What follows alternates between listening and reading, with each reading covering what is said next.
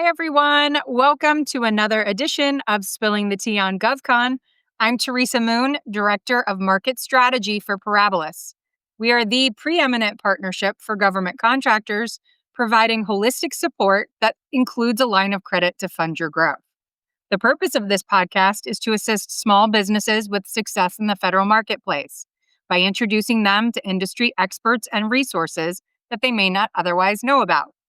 Today, my guest is Chris Griesedieck, government contracts legal expert and counsel at Venable. Chris has a wide range knowledge of our industry, and given the changes we've seen in the last few months in the GovCon industry, I thought now was a great time to lean into getting some great insight on popular topics most, if not all of our listeners have been asking to hear about. But before we dive in deep, Chris, welcome to the show. Thanks, Teresa. It's really great to be here. As you mentioned, I'm Chris Griesedieck, counsel at Venable. I've been in the government contracts group there since 2016 now. Amazing. So how'd you land on going to law school and then landing in government contracts? There had to have been something in your background that said, oh, I think this is the aspect of the law that I want to focus on. You know, you don't meet a whole lot of law school students whose favorite class is administrative law and studying the Administrative Procedure Act, but that was mine. Wow. And I really enjoyed, those complex regulatory schemes. And as many of your listeners, I'm sure know, there's almost no industry that's as tightly regulated as contractors in the federal government. And I happened to know somebody, one of my best friends in the world, my best man. I was actually his best man at his wedding as well. He was doing GovCon at Venable. And he said, we need somebody, and just went from there. That's awesome. And now you have a wide range of specialization in this field. You not only specialize in government contracts, but grant-related matters as well. And I think it is so important these days. We talk a lot to our clients and prospective clients and just our network at large about how important it is to have legal representation, even if it's just for consultative purposes, because a lot of the business that a government contractor does requires contracts and requires understanding language and how it affects the way that you do business. And so I want to encourage everyone, as you're seeing this, or if you're listening to us, going on LinkedIn and connecting with Chris and with the team at Venable. They've been great partners to us at Parabolis for many, many years, but in particular in the way that we support our contractors that are clients of ours by being able to connect them with Chris and his team to really help in those instances where it really is best to have someone with not just a legal background, but really an expertise in government contracts law to be able to look at stuff for you. So before we get started, because he's going to be moving fast, so I want to tell you two things. Get a pen and paper, because we're talking about stuff that you, the listeners, have come to us that you want to hear about, things that are pertinent today with regard to a lot of things concerning the FAR, a lot of things concerning the executive orders. So things you're probably not hearing other places. And so I want you to take down his information as you see it, look him up on LinkedIn, and take some notes. So when you reach out to him, you know exactly what questions you have for him. But we got a lot to cover, and I appreciate your time. So let's jump right in. These are pressing topics for GovCons today.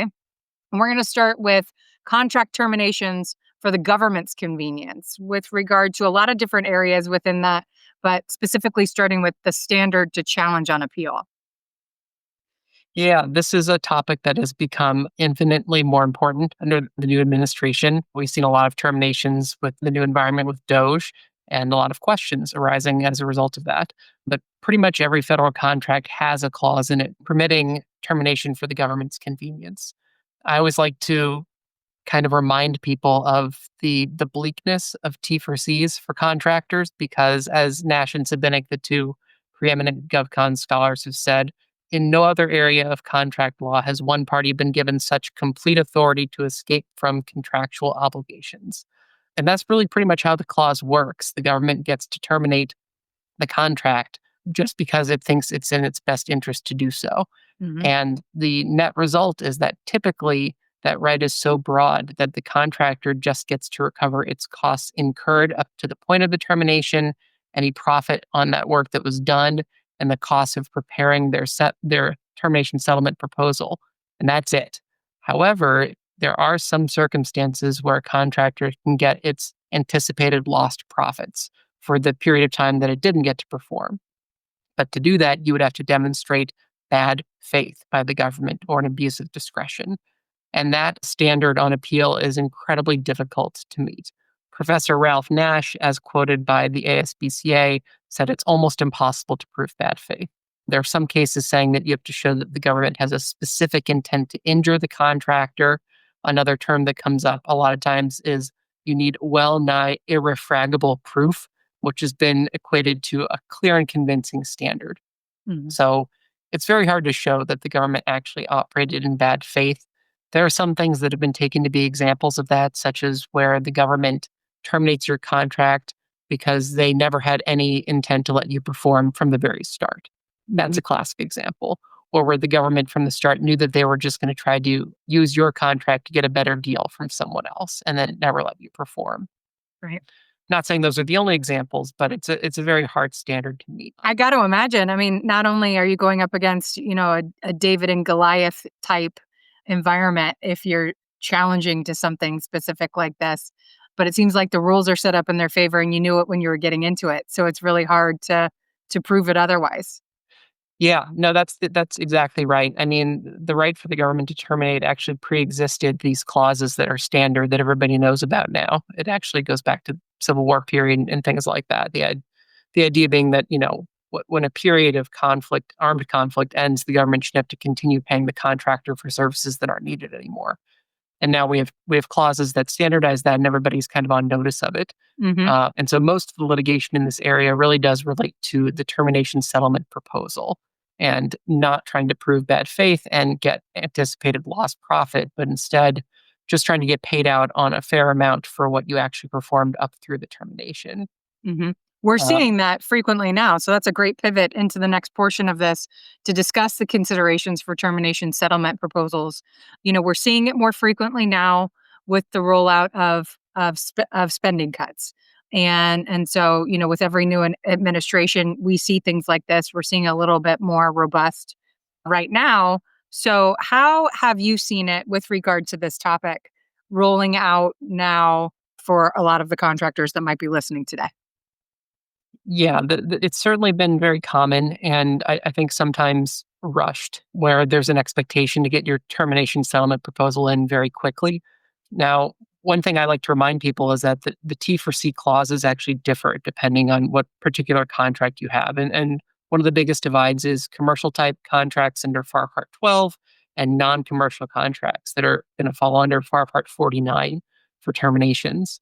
And the way you calculate the amount of the termination settlement is different for those two different clauses, but a lot of the standards are similar.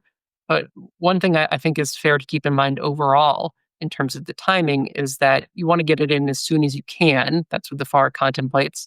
And for a non commercial type, it's within a year. If you don't do it within a year, you will not get the money. That's a hard and fast rule. So you need to, make sure it's correct because especially on the non-commercial side, you're probably going to be asked by the CO for a certification when you submit that termination settlement proposal saying I'm entitled to this. So you want to make sure it's correct. But you also, at the very least, want to make sure it's not later than a year because you'll have forfeited it. Mhm. On the commercial side, there's not a hard and fast rule. And so for those ones, I've been seeing very aggressive timelines set by the government for submission. And I think it can be good in those cases to say, look, it's in everybody's interest for us to get this right. And if this were a non commercial contract, we'd have up to a year to do this. So let's set a reasonable deadline that's not 4 days from now, right? Mm. And, Mhm. and, and you know, the reality is oftentimes you'll have subcontractors on the program. You're going to have to settle with them and get their settlement packages and then send those along to the government for your settlement. So it's going to take some time to do. So the onus is on the prime to submit on behalf of not only themselves, but all of the subs that are working underneath? The prime's not going to know how much to settle with the government for until it's settled with the subs. So yeah, that's something you have to do beforehand. Mhm. But you want to make sure that you can show that you're doing that promptly. And when you get that termination, there are certain things that you need to do immediately, right? That you need to stop work, place no further subcontracts, inform your subcontractors to stop working, terminate their subcontracts. Hopefully, you've flowed a similar termination for convenience clause down to your subcontractors so you can do that. You don't have any disputes. Begin developing your termination inventory schedules, all these sorts of things. And the most important thing really to do is just track the cost of each of those because those are going to be rolled up into your settlement. Mhm. And in terms of the actual costs of it, I think it's always good to bear in mind that the purpose of the termination is not to make the contractor suffer, right? That's not, it's to make sure that the government is not paying for a service or a good that it doesn't need anymore. But Mhm. the contractor shouldn't have to suffer as a part of that. That's what the case law says. And the goal is to make the contractor whole for the costs that it is actually incurred for performing through that date. And in terms of figuring out what those costs are in the proposal, the really guiding, light is use of business judgment as distinguished from strict compliance with accounting principles.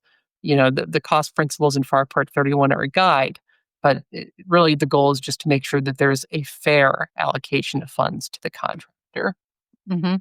And now is this termination settlement proposal something that you and your team would assist with, or is it something that one of your clients, if they were dealing with this, who would they employ if not you to do this for them? It's going to depend on both the contractor and the contract. The really large contractors who do a lot of this all the time are going to have in-house teams who can prepare their own termination settlement proposals because they've done it before and they have that expertise. Smaller contractors who don't have as many contracts and maybe haven't been through a termination before, oftentimes will come to us.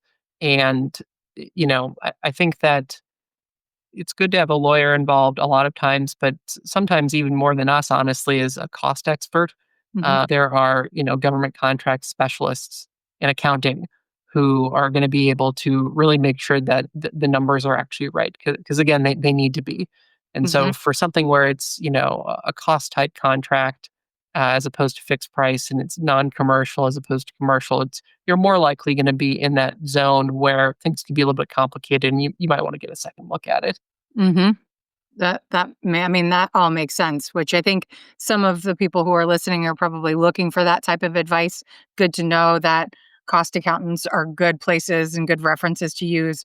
And then obviously the language within having someone with legal background looking at that for you so that you're not overstepping what you don't know. And I think too often, especially in small businesses, we try to cut corners so that we can save money. But in circumstances like this, where the ultimate end is losing money if you don't get it all right, so, better to have an expert look at it and pay them a certain fee and then get what you are owed in the long run. Yes, and I think that if you look at the current environment, you could have a small business that got multiple contracts terminated in a very short period. And I've certainly seen that, and so you need to actually check each one of them and say, okay, does this have 52 212-4 in the commercial termination clause, or is this one of the 249 clauses instead? Because that's going to affect how you do it. I mentioned this before, but the calculation isn't really the same. The numbers can end up being the same, but the way you get there isn't. For a commercial type contract, you're going to have to calculate, you know, the percentage of work that you actually completed and then multiply that by the contract price. So if you finish 50% of the contract, you're going to get 50% of the price. And then you add on to that basically your settlement costs or costs reasonably incurred in anticipation of contract performance. And you can include indirect costs and profit on that. Mhm, But on the commercial side, a lot of that isn't spelled out. Some of it's in the case law, so it's sometimes helpful to have some familiarity with that. mhm, And then on, the non-commercial side, you're basically taking a fixed price contract potentially and transforming it into a cost reimbursable contract and trying to figure out what were our actual costs incurred up to this point. And those are really the situations where you might need an accountant to get involved and say, okay, we were doing this on fixed price basis. How are we going to go back now and figure out what the actual cost incurred was? Where do mhm. we track our labor hours? All those sorts of things. So this is where it comes into play that having a robust back office is super important with record keeping. So if things like this arise, and I mean, now that it's a little bit more prevalent than it's been in recent past. So I think it's just good business practice to always be collecting data like this so it doesn't take longer than what the time frame is that's given, because you said in some circumstances it's shorter than in others in terms of presenting this proposal so that you actually do get paid what's owed. Yes, the rule for the non-commercial context is as promptly as you can, but no more than a year. And then on the commercial side, there's no particular rule, but I've been seeing some very aggressive requests from the government. And, Mhm. in the interest of being a good service provider, people want to meet that. But you can't rush it either. You got to make sure you get it right. And if you need more time, that's when it can be handy to say, look, you got to understand that there's more that goes into this. And if this were in a different context, that there wouldn't even, I would have a full year, you know? Hmm. Hmm. Well, that's good to know as well. Rolling on to the next topic at hand, something that's just recently been addressed publicly with regard to the executive order on overhauling the FAR. So, The what is revolutionary FAR overhaul. there? You go, right? We have lots of really grandiose terms for things these days. I kind of love it. So, what is this going to mean for us as it stands now? Well, this was something that started with rumor and innuendo in the industry, and then we finally got an executive order, and now we finally have a little bit of OMB guidance on what's going to happen. In terms of what this is going to mean, the main idea is that we're going to see a massive removal of directives from the FAR that are not statutorily required, or that this administration doesn't consider necessary for efficiency or national security. That's sort of the bottom line. And we sort of have a few tea leaves on where that's going to go.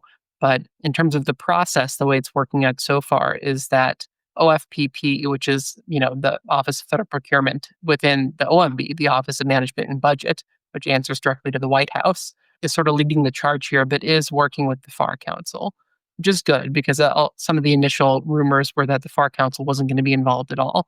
I think some people thought was concerning, but that's not the case. And so, what OFPP has said is that most non statutory provisions in the FAR are going to be replaced by OFPP endorsed buying guides. We don't have those buying guides yet, but the idea is that they're going to be based on sound management principles and practices that the government has known to work for buying different kinds of things. And it's going to provide a framework for the government to use, but not quite as strict. It's going to be more flexible. And this is consistent with some of what we've already seen in the rewrite for FAR Part 1. That is one of the FAR parts we've already seen a rewrite of. And in that one of the new provisions is it expressly says we're going to push down decision making as far as we can in this chain, consistent with our legal requirements, all the way down to the COs who are on the front line. Wow. So I think that's consistent with having buying guides and flexibility for those CEOs to make determinations that they think are in the best interest of the government. I think the early focus is going to be on IT and professional services, facilities, and construction. That's what OFPP has said the buying guides are going to cover first. And they're going to be living documents, so they're going to change over time as well. In terms of other hints that we have about what's going to happen, OFPP has said that increasingly they're going to leverage technology in these processes too. I have to think that means artificial intelligence, but we don't have a lot of detail on what that means yet. But that's something to come.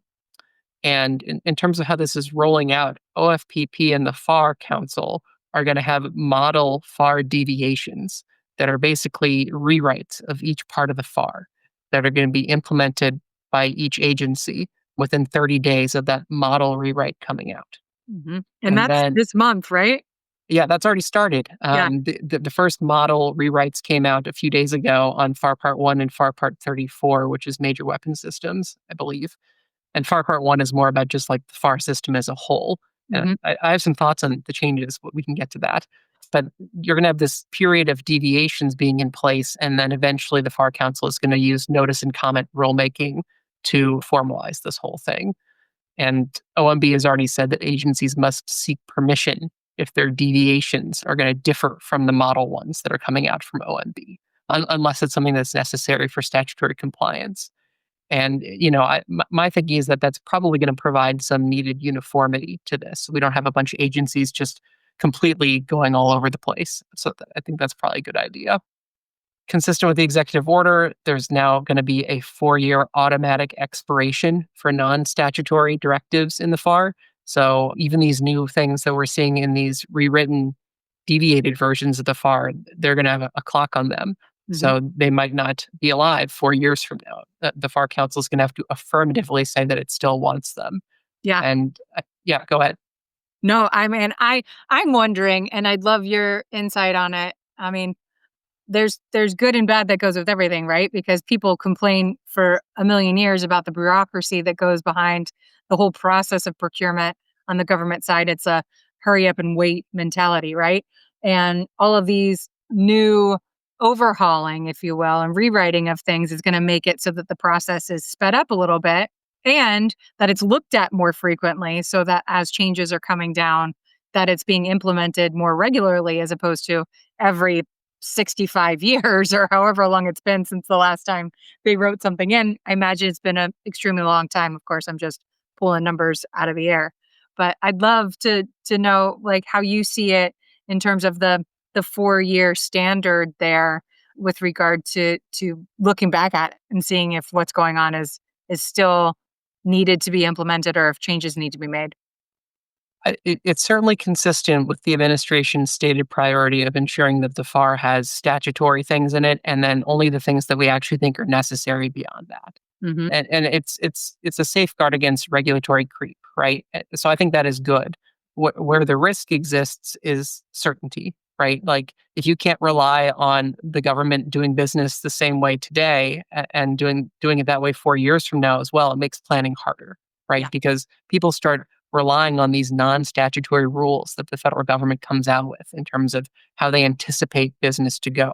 And so if you have massive swings every 4 years, that could lead to some issues. But it's all going to be hammered out in the details. We'll have to see what actually happens and which parts of the FAR end up being, cut or not. It could be that the ones that people are thinking of as being the most, subject to creating problems, if you see it swinging back and forth one way or the other, are the ones that aren't going to exist anymore anyway, because they're just going to be cut entirely. So that's possible as well. So, like with everything else, we just got to wait and see. Yeah, I think that's true. But there are a few things we already know. OMB has said that in FAR Part 12, they're going to eliminate most of the non-statutory requirements. And I think that has been really a key thing for a lot of the providers that I see in the industry and a lot of my clients who operate on a commercial basis but want to do business or more business with the federal government. But they see all these new requirements every year where the FAR Council or an agency says, yeah, the statute doesn't require me to flow this into my federal contracts for commercial items, but I'm going to because I think it's a good idea, Right. right? We see this with cybersecurity and a few different areas. And it could be that a lot of those are going to go away all of a sudden. And that could be a pretty big shift, honestly, Mhm. because if you go back through the Federal Register, which, I have the joy of doing that on occasion as a lawyer, you can see the FAR Council and the, the, the DoD equivalent for the DFARs making these determinations and saying, we think that this should apply to commercial items. Mhm. And they had reasons for that. And it might be that we're going to see some change decisions on those things. And it could open up the commercial FAR Part 12 space to a lot more providers to compete. And I think that's certainly the goal. But you could also see some compliance issues where the government might say, well, hold on a second, I thought we were getting X, Y, or Z, and you were going to be held to this standard. And it turns out, no, that standard got deleted. Oh, wow. Yeah. Well, I mean, we could probably go on for days with this because of all the things that are going to continue to happen. One last thing that I'd love you to spend a few minutes discussing is the other executive order on preference for commercial solutions and how, particularly, because I always like to end on a high note, how is this going to lend itself in opening the door for opportunity? Yeah, I think this one has the potential. We haven't seen a lot of movement on it yet publicly, but what I've heard from people through the grapevine is sort of consistent with what I think the goal is. And the context here is that going back to the Federal Acquisition Streamlining Act from the 1990s, the government is already supposed to be preferencing commercial items, commercial services, and goods to the maximum extent that it can do so. But there's been a sense, and it's certainly shared by the current administration, that that hasn't been happening.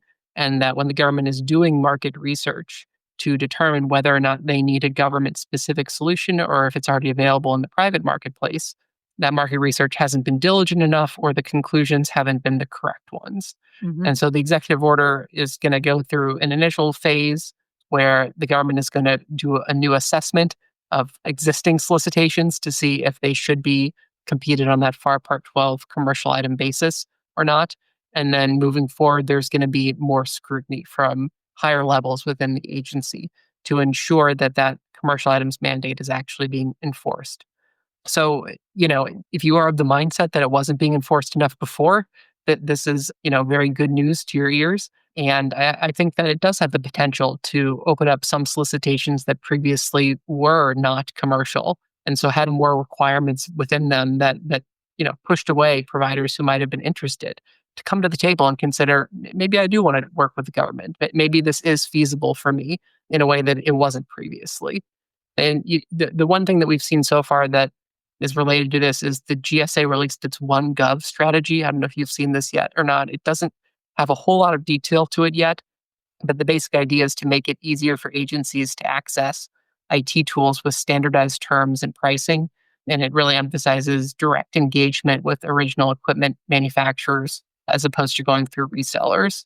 Hmm. And so the GSA has billed this as being in support of the commercial items executive order, but we don't have a lot of details on where it's going yet. But I mentioned before, what I've heard through the grapevine is that agencies are already scrutinizing internally their existing requirements and asking very careful questions of themselves in terms of, well, do we actually need a non-commercial solution here or not? So I think it's already happening. Hmm. I mean, I gotta believe that, with change, good comes, because if you're not changing, you're dying. And so people need to just be able to embrace that.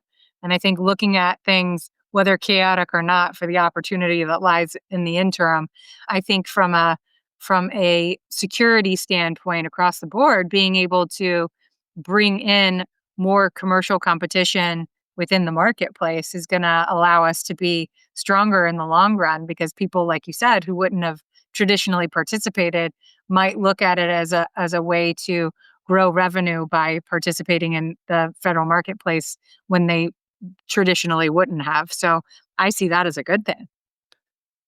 Yeah, I mean, I think that with every new administration, there are opportunities and there are what I might call learning points. And I think we've had a lot of headlines that have gotten attention in terms of contractors having to do X, Y, or Z, or T for Cs and all those sorts of things, and they're happening. But we're going to reach a level set point. Probably, my guess is later in the year, where there's sort of a brand new world and everybody kind of understands what the rules are now. And assuming that the administration follows through on its commitment to referencing commercial items and overhauling the FAR to make it easier for more providers to get involved, I do think there are going to be significant opportunities available. And we always love hearing that. And so with that, we're going to end on that, because we're definitely going to have you back, because there's going to be a lot of things that continue to come out as, things are changing with the FAR, and we'd love to have you back again so that you can discuss a little bit more of what's ahead. And so I very much appreciate your time today, as I know you're very busy. You were, doing things today, and we cut into your day. So we appreciate you being here, Chris. This was great. Thanks, Teresa. I can talk GovCon anytime, anywhere. So thank you. Well, I'm going to take you up on it. So thank you so much. And everyone's listening, so you're on the spot. So thank you again. And thank you all for joining us. As always, we pride ourselves on sharing the most insightful and exciting people and information to help you better navigate your GovCon journey. If you like what you heard today, you can see all of our past podcasts, which are archived on our Parabolis YouTube channel. Stay tuned for all of our future guests in the coming months as we help you grow to great heights in the year ahead. I'm Teresa Moon, and this is Spilling the Tea on GovCon. Have a great day, my friends.